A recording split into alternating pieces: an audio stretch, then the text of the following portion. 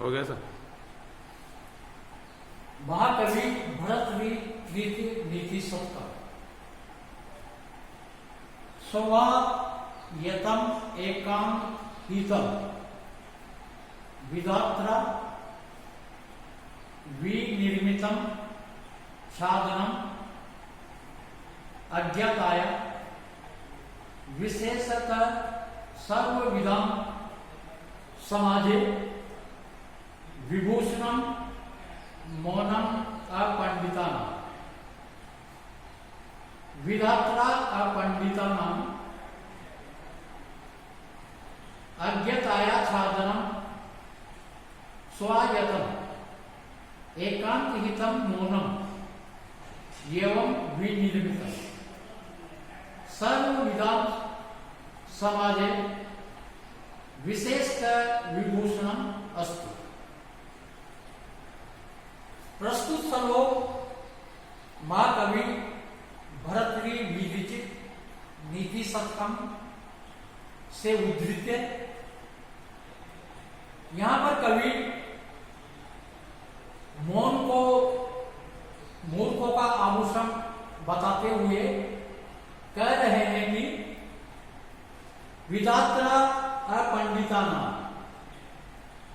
विधाता के द्वारा अशिक्षित लोगों की अज्ञाताया छादना मूर्खता को छिपाने के लिए आच्छादन के लिए स्वयतम अपने अधीन रहने वाला एकांत हितम सदैव हितकारी मौनम एवं विनिरंतम का मौन को बनाया है। सर्व विधा समाजे विशेषतः विभूषण वह मौन विद्वानों के समाज में विशेष रूप से आभूषण सिद्ध होता है। प्रस्तुत श्लोक में महाकवि भरतरी जी कहते हैं कि विधाता के द्वारा अशिक्षित लोगों की मूर्खता को छिपाने के लिए स्वयतम अपने अधीन रहने वाला एकांत हितम सदैव हितकारी मौन को बनाया है। तत् सर्वविधा समाज कि वह मौन विद्वानों के समाज में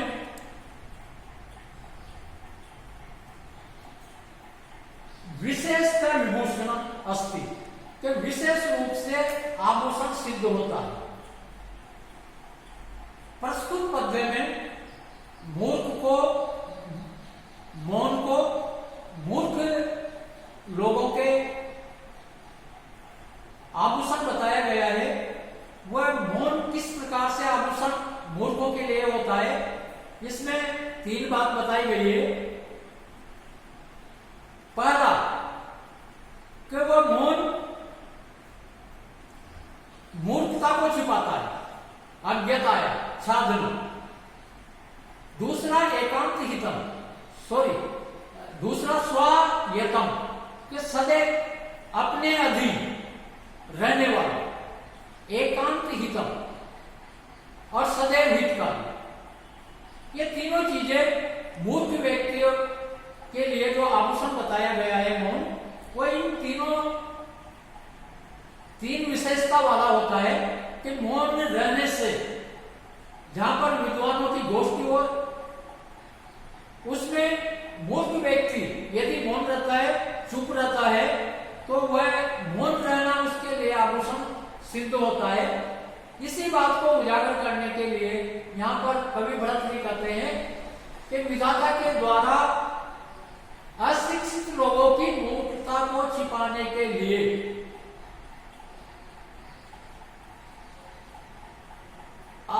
अपने अधीन रहने वाला सदैव हितकारी मौन को विनिर्मितम बनाया है। तत् मौनम कब मौन सर्वविधा समाजे विशेष विभूषण। तो विद्वान विद्वानों के समाज में आभूषण सिद्ध होता है, क्योंकि मूर्ख व्यक्ति यदि चुप रहता है तो उसकी पोल नहीं खुलती, और जैसे ही मूर्ख व्यक्ति चुप नहीं रहता, कुछ बोलता है, तो उसकी वास्तविक की स्थिति उजागर होती है, उसकी पोल खुलती है। यदि मूर्ख व्यक्ति मौन को धारण कर ले तो उससे उसका मूर्ख व्यक्ति की पोल नहीं खुलती और वह मौन रहना उसके लिए आभूषण सिद्ध होता है। इसी तथ्य को यहाँ की उजागर करने के लिए यहाँ पर भरत जी कहते हैं कि सबसे मूर्ख होकर जहां तक कुछ बोलता नहीं है तो पूरी उसकी पोल खुलती नहीं है, और यदि उसने कुछ बोला तो उसकी वास्तविक स्थिति उजागर होती है। तो विद्वानों के समाज में उसका चुप रहना ही ठीक होता है। इसी बात को एक सूक्ति के द्वारा भी बताया गया है।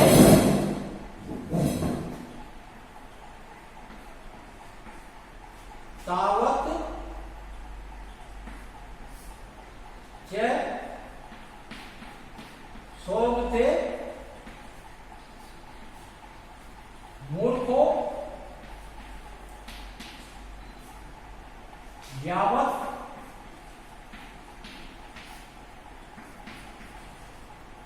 किंचित न भासते।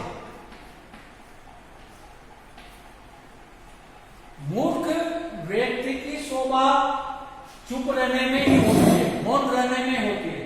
जहां तक मूर्ख व्यक्ति कुछ नहीं बोलता तो वह शोभा को प्राप्त होता है,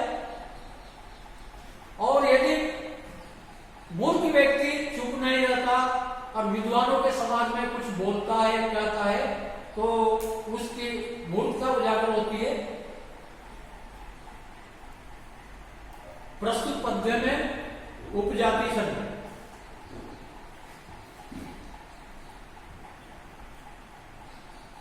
यदा किंचित जो अहम गजयु मंदा संभव तदा सर्वज्ञो अस्मि अभवत अविप्लत मम मन। यदा किंचित किंचित बुद्धजन सकाशा अवगतम तदा मूर्खो अस्मि इति ज्वरयु मंदो में व्यपगत। यदा अहम किंचित गे गजयु मंदाद संभव तदा अहम सर्वज्ञ अस्मि इति मम मना अवलिप्तम अभव। यदा बुद्धजन सकाशा किंचित किंचित अवगतम तदा मूर्खो अस्मि इति मे मद ज्वर यु व्यपगत। प्रस्तुत पद्य मां कवि भरत विरचित मूर्ख पद्य नीति सप्तम मूर्ख पद्धति से उद्धृत है। यहां पर कवि कह रहा है कि अपनी अज्ञानता की जानकारी होना भी ज्ञान का प्रथम सोपान होता है। इसी बात को कवि प्रस्तुत पद्य में बता रहे हैं कि यदा हम किंचित गे, कि जब मैं अल्पज्ञ था, गजयु मंदार संभव, कि गज के समान नशे में चूर हो गया था। जब मैं अल्पज्ञ था, बहुत कम यानी कि मेरे को ज्ञान था, तब मैं मदमस्त गज के समान नशे में चूर हो गया था। तदा अहम सर्वज्ञ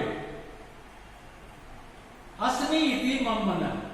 तदा अहम सर्वज्ञ, तब मैं सर्व ज्ञाता हूं। इति मम मन अवलिप्तम अभवत, कि मेरा मन अभिमान से युक्त हो गया था। यदा बुद्ध जन सकाशा किंचित किंचित अवगतम, लेकिन जब मैं बुद्धिमान लोगों का संपर्क में आया, किंचित किंचित अवगतम, और कुछ कुछ मेरे को ज्ञान हुआ, तदा अहम मूर्ख अस्मि, कि मैं तो मूर्ख हूं। इति में मदर ज्वर, इस प्रकार से मेरा अभिमान, मेरा मद ज्वर अर्थात बुखार की तरह दूर हो गया। यहां पर प्रस्तुत पद्य में कवि ज्ञान उन्मुख व्यक्ति के आत्म अनुभव को बता रहा है कि जब मैं अल्पज्ञ था तब मैं मदमस्त गज के समान नशे में चूर हो गया। तदा अहम सर्वज्ञ अस्मि इति मम अवृत्तम अभवत्, तब मैं ये समझता था कि मैं सर्वज्ञाता हूं। इस प्रकार से मेरा मन दर्पयुक्त अर्थात अभिमान युक्त हो गया था। लेकिन यदा बुद्ध जन सकाशा, लेकिन जब विद्वान लोगों के या बुद्धिमान लोगों के संपर्क में आया या उनकी संगति में मैं बैठा, किंचित किंचित अवगतम, और कुछ कुछ मेरे को ज्ञान हुआ, तदा अहम मूर्ख अस्मि इति, कि मैं तो मूर्ख हूं। मैं मदर ज्वरी उपगत, कि मेरा जो मद अभिमान बुखार या ज्वर की तरह दूर हो गया। प्रस्तुत बुद्ध में कवि कह रहा है कि जो अल्पज्ञ होता है, जिसमें बहुत ही कम ज्ञान होता है, वह अपने अभिमान या नशे में मदमस्त आदमी की तरह चूर होता है, और वह थोड़े से ज्ञान में ही अपने आप को वो समझ लेता है कि मैं तो सर्वज्ञाता हूं, और ये समझने से उसका मन अभिमान या धर्मयुक्त हो जाता है। लेकिन धीरे धीरे जब वह विद्वान या बुद्धिमान लोगों के संपर्क में आता है और उसको यह पता चलता है कि ये जो मेरे को ज्ञान था ये तो कुछ नहीं है, और जो सज्जनों की या अच्छी संगति में बैठने उठने से जो उसको थोड़ा थोड़ा ज्ञान सही दिशा में प्राप्त होता है, तो फिर उसको ये ज्ञान होता है कि मैं तो मूर्ख हूं। इस प्रकार से जो पहले उसको अभिमान होता है अल्प ज्ञान होने से, तो वह तो एक तक गरीब मंदार यानी कि मदमस्त हाथी के समान अपने घमंड में चूर था। लेकिन जैसे बुद्धिमान लोगों के संपर्क में आने से उसको वास्तविक ज्ञान हुआ कि मेरे को तो कुछ नहीं आता, इससे आगे भी कुछ और होता है, तो उसमें ज्वर मंदो में व्यक्तिगत है कि मेरा जो मद या जो अभिमान था या दर्द था वह ज्वर के समान दूर हो गए। यहां पर अल्पज्ञ होने से वह अपने आप को मूर्ख व्यक्ति, अल्पज्ञ विद्वान समझ लेता है, सर्वज्ञ समझ लेता है, और उसका अभिमान अहंकार अत्यधिक बढ़ जाता है। लेकिन जैसे बीमार व्यक्ति को उपयुक्त औषधि देने से उसकी बीमारी दूर हो जाती है, बुखार दूर हो जाता है, ज्वर दूर हो जाता है, वैसे ही बुद्ध जन सकाशात यानी कि विद्वान लोगों के संपर्क में आने से जो उसको सर्वज्ञ होने का ज्ञान हुआ था मिथ्या, वह भी अच्छे लोगों या अच्छी संगति के संपर्क में आने से उसका वह अभिमान ज्वर के समान दूर हो जाता है। प्रस्तुत पद्य में शिकरणी छंद है और गजयु मंदा जलयु मदों में व्यपगत है, इनमें उपमा अलंकार है। प्रस्तुत पद्य में शिकरणी छंद है। शिकरणी छंद का रक्षण किया गया है रसे रुद्रे छिन्न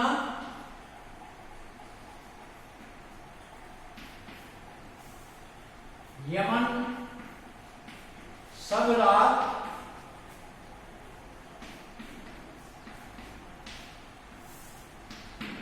शिकरण